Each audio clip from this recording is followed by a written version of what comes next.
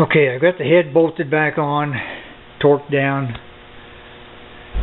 and I'm pretty confident that this thing will function as it was designed. It may just take a while to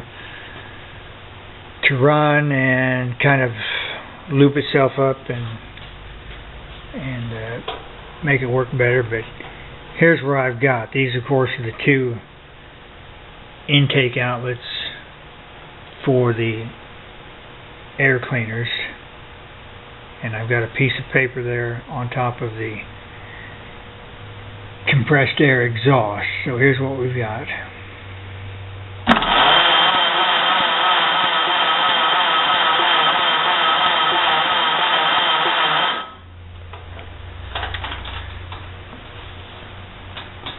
Alright, that's it for now. Thanks for watching.